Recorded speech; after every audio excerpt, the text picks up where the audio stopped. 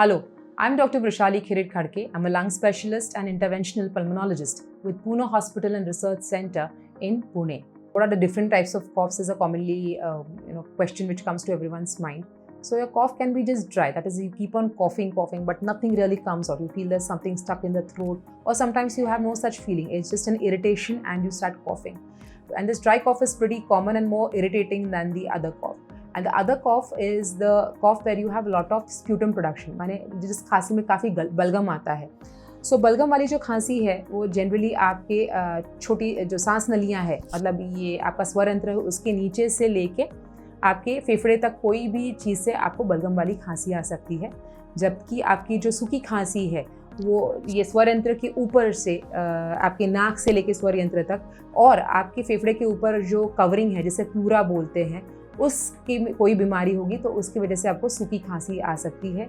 सूखी खांसी आपको फेफड़े की जो रक्तवाहिनी है उसमें अगर तकलीफ़ है, उसका प्रेशर बढ़ा है, आपके हार्ट में कोई तकलीफ़ है तो उससे भी सूखी खांसी आ सकती है. जो बलगम वाली खांसी है उसमें सिर्फ सफ़ेद बलगम आना, तो ये जनरली ब्रोंकाइटिस में होता है. अगर उसमें हरा पीला बलगम आने लगा है तो आप निश्चिंत होंगे कि एक आध बार ही आता है तो कोई चिंता की बात नहीं, लेकिन बार बार आता है तो डेफिनेटली कोई तो इन्फेक्शन रहेगा. बहुत प्रमाण में अगर आपको बलगम आता है तब हम ब्रोंकिक्टेसिस जैसी एक बीमारी रहती है जहाँ पे आपकी फेफड़े की जो नलियाँ हैं वो मोटी हो जाती है और उसको पानी जैसे पकड़ाई में आता है वैसे पानी पकड़ के उसमें इन्फेक्शन होके उतनी उसमें बलगम निकलता है. कभी कभी कैंसर में भी बहुत बलगम वाली खांसी आती है. लिपिडिक एडिनोकार्सिनोमा करके एक कैंसर है, उसमें काफ़ी बलगम वाली खांसी आती है. मुझे बहुत बारी प्रश्न पूछा जाता है कि डेंजरस खांसी क्या होती है.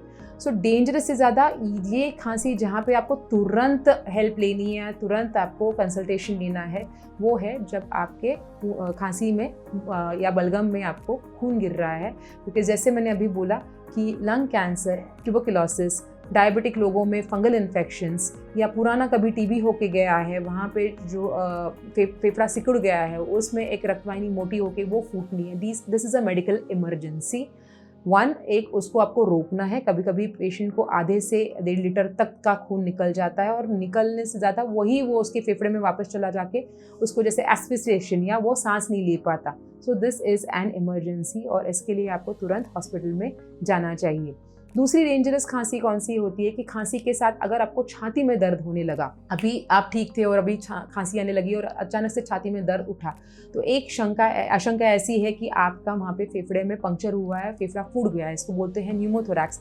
ये पर्टिकुलरली पतले जो लोग हैं, मेल्स में ज़्यादा रहता है, या आपको कहीं पे भी फेफड़े की कोई पुरानी बीमारी होके गई है जिसकी वजह से आपका फेफड़े का कोई हिस्सा ख़राब हो चुका है या वहाँ पे स्कार्स है, तो उसमें ये रिस्क ज़्यादा रहती है. ये खांसी भी डेंजरस में मानी जाती है क्योंकि आप तुरंत वहाँ पे एक छोटा सा होल बना के वो एयर ड्रेन कर लोगे तो you will be all right. नहीं तो वो सारा प्रेशर आपके हार्ट पे आके it can be an emergency again. Take help early whenever you have these danger symptoms or what I call as a red flag symptoms for cough. आपकी कोई विचार है, आपको कुछ पूछना है तो नीचे दिए कमेंट बॉक्स पे आप हमें लिखकर भेज सकते हैं. धन्यवाद.